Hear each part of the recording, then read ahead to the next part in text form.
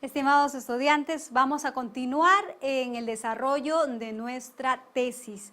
Nuestro proyecto de investigación inicia ya. Con la sesión anterior tuvimos la recopilación de información que lo van a seguir haciendo, obviamente. Esa información, recuerden, tienen que organizarla. Depende mucho de la información que ustedes no solamente recopilen, sino seleccionen y organicen para que puedan hacer un buen trabajo. Vamos a pasar brevemente a la sesión 2. En esta sesión vamos a trabajar dos cosas, la elección del tema y la operacionalización del tema. Bien, como ustedes habrán ido ya leyendo algunas tesis, incluso de repente ya escogiste un tema previo en el curso de investigación 1 o investigación 2. Así es que vamos brevemente a ver que ese tema que has elegido tiene que tener, hemos dicho, la factibilidad, es decir, si ha habido un tema que a mí me ha interesado en una tesis, ¿no?, que yo he encontrado y quiero aplicarla, pero primeramente tengo que pensar dónde la voy a aplicar, ¿no? Entonces, para elegir mi tema, tengo que ver básicamente si voy a tener las facilidades para obtener la información, si me va a ser factible trabajar con esa información y obviamente este tema, ¿dónde lo quiero aplicar? Si voy a tomar un grupo de empresas, una sola empresa, primeramente tengo que determinar si voy a poder hacerlo. Así es que, ¿cómo elijo mi tema? Miren, el tema va a ir en función a las variables de investigación, a la población de estudio, el lugar y el tiempo. Lo más importante acá es la población de estudio y obviamente también la variable o variables que voy a trabajar. Cuando hablo de variables, hablo de una característica de mi población que yo quiero estudiar y que esta característica tiene que ser medible, ¿no? Por ejemplo, yo voy a elegir en esta sesión un ejemplo sobre dos variables, ¿no?, que voy a elegir un tema para ver cómo trabajamos. El tema de la variable de tracción y la otra variable liquidez que ustedes están observando acá, como verán, de tracción y liquidez son características de las empresas, ¿verdad? Entonces, mi población de estudio, ¿cuál es? Obviamente, las empresas de transporte, pero de lugar estoy escogiendo netamente el lugar de Lima Norte, ¿no?, en el año 2017. Entonces, mis variables son detracciones y liquidez en las empresas de transporte de Lima Norte. Como ustedes verán acá, mi tema de investigación va a incluir dos variables complejas. Estamos hablando de un tema de contabilidad, obviamente. Si estoy dentro del ámbito de administración, cogeré variables de administración. Por ejemplo, puede ser marketing, gestión, ya sea financiera, gestión empresarial, puede ser calidad, puede ser atención al cliente, puede ser fidelización. Son variables que ustedes conocen, es parte de la formación que ustedes ya tienen. Entonces, cuando yo ya tengo más o menos mi tema de investigación, he visto, por ejemplo, que puedo tener acceso a 30 empresas, porque mínimamente tengo que ver también que debo tener un número mínimo de empresas para poder trabajar, operar, ¿no? Mi población puede ser muy grande, para mi muestra puedo seleccionar 30. Si yo en la ciudad de Lima Norte tengo 300 empresas, mediante la formulación de mi muestra, me va a arrojar probablemente que tenga unas 180 empresas, ¿no? Pero si yo es a nivel de repente de Lima, pero si yo me limito a Lima Norte, probablemente tenga unas 60. Y mi muestra yo puedo mínimamente coger 30 empresas para estudiar. Entonces, ¿cómo formulo el problema? Porque desde acá yo parto, ¿sí? ¿Cómo voy a formular el problema? Si formulo mi problema, voy a saber qué es lo que quiero lograr y eso me va a orientar para trabajar toda la parte metodológica de mi trabajo de investigación. Entonces, miren, nosotros, bueno, aparte de enfoques, tenemos cualitativo, cuantitativo. Nosotros en este seminario de tesis vamos a trabajar netamente investigaciones cuantitativas, ¿no? Cuantitativas para los estudiantes de contabilidad. Si son de administración, pueden coger una investigación mixta, probablemente si quieren hacer una propuesta, ¿no? De solución para una empresa, puede ser mixta, una propositiva, descriptiva, pero básicamente nos vamos a orientar al enfoque cuantitativo y dentro de este enfoque a 3 tipos de investigación: a la descriptiva comparativa, a la investigación correlacional y a la investigación explicativa causal. Tú puedes elegir cualquiera de estos tipos de investigación. La descriptiva implica que voy a describir, puedo comparar, por ejemplo, cuáles o cómo son, ¿no?, las detracciones que hemos cogido como variable y la liquidez, ¿no? Por ahí vamos a ver luego cómo formulamos el ejemplo. Siempre va a ir la palabrita cuál es o cómo es, cómo son, cuáles son. Eso va a depender mucho de qué es lo que yo quiero ver, ¿no? Según mis variables. Puedo trabajar con una variable, puedo trabajar con 2 variables. Para las descriptivas comparativas, por lo general, en pregrado, si tu tema es muy complejo, se trabaja con una. Pero si tu tema no es tan complejo, se trabaja con 2 variables. En la correlacional, de igual manera, trabajamos con 2 variables, ahí sí. Es para encontrar la relación que hay entre una variable y otra variable. Por ejemplo, acá empezamos con la pregunta: ¿qué grado de relación existe entre la variable X y la variable Y, ¿no? En este tipo de investigación correlacional vamos a encontrar si es que una se relaciona a la otra variable, de tal manera que yo pueda explicar de que si yo quiero mejorar algo y hay una correlación directa, puedo trabajar con la otra variable para que pueda tenerse una solución al problema que estoy formulando. En la investigación explicativa causal, ¿no?, se inicia con la formulación cuáles son, puede ser en qué medida o cómo influye X en Y, ¿no? Por ejemplo, cuáles son las características de X que influyen en Y, o puede ser en qué medida X influye en Y, o cómo X influye en Y, o cómo influye X en Y. Esas son una formulación simple que tú puedes coger para hacerte más sencilla la propuesta de tu investigación.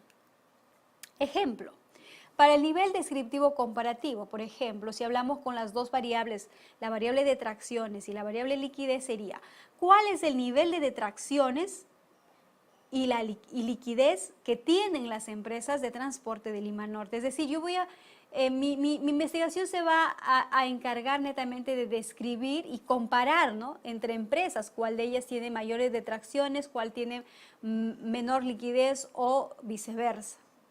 En cambio, si yo quiero hacer una correlacional, sería en qué grado de relación o qué grado de relación existe entre el nivel de detracciones y la liquidez en las empresas de transporte Lima. No voy a encontrar si es que las detracciones están relacionadas con la liquidez. Ahí no voy a ver necesariamente qué empresa tiene más detracciones o mayor liquidez, no, sino en qué medida para una población en conjunto, y de esa manera yo puedo generalizar. Si quiero hacer una investigación explicativa, ¿no?, explicativa, causal, puedo expresarlo de la manera siguiente: ¿en qué medida, ahí está la variable, en qué medida el nivel de detracciones influye en la liquidez que tienen las empresas de transporte de Lima? No solamente quiero ver si están relacionadas, sino en qué medida está esa relación, ¿no? Si es positiva, si es negativa, por qué es positiva, voy a explicar y voy a ver quién es la causa y cuál es el efecto, ¿ok? Entonces, para eso, cuando yo ya he formulado mi problema, voy a hacer la operacionalización. Esto es muy importante para luego yo plasmar ya mi matriz, porque probablemente si yo no operacionalizo bien el tema, ¿no? Si no operacionalizo bien mis variables, voy a tener dificultad en el momento cuando voy a aplicar. Para eso vamos a dar un siguiente ejemplo. Tu matriz que tienes ya como tarea elaborar para la próxima sesión va a ser de este modelo, ¿no? Los modelos van a variar. Ustedes van a encontrar en otras tesis que solamente hay variable, dimensión e indicadores, o variable e indicadores nada más. Pero nosotros, para evaluar más o menos la consistencia, vamos a practicar y aplicar este modelo. Por ejemplo, hemos cogido como ejemplo las dos variables, la variable de tracciones y la variable liquidez. Primeramente, cuando yo he elegido toda la información, he ido leyendo toda mi información que he ido aprendiendo en el transcurso de mi formación profesional, he ido recordando y tengo que tener conceptos claros, definiciones claras para que yo pueda operacionalizar. Si no tengo el conocimiento básico, yo no puedo, tengo que aprender a discriminar. Probablemente tú encuentres tesis donde hayan hecho ya la operacionalización de detracciones, ¿no? Pero en muchas tesis tú vas a encontrar, por ejemplo, que estas variables han sido medidas con encuesta.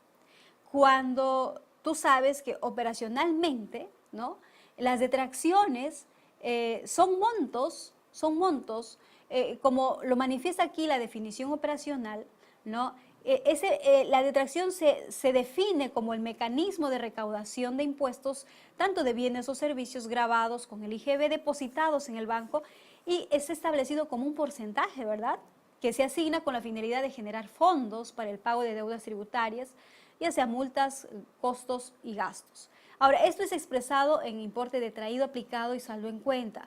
Esto tú ya lo sabes por la literatura, porque así lo ha establecido la norma, y entonces tenemos acá de la operacionalización, buscamos las dimensiones.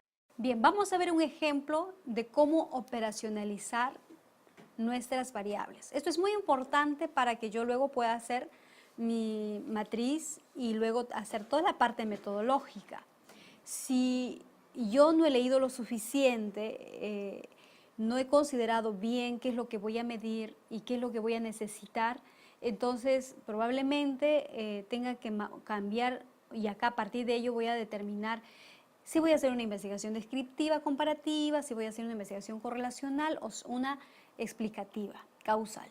Entonces empezamos con la variable de tracciones y aquí tenemos la definición operacional. ¿Qué significa definición? Estoy definiendo qué son detracciones y cómo lo voy a operacionalizar, o sea, de qué manera lo puedo medir.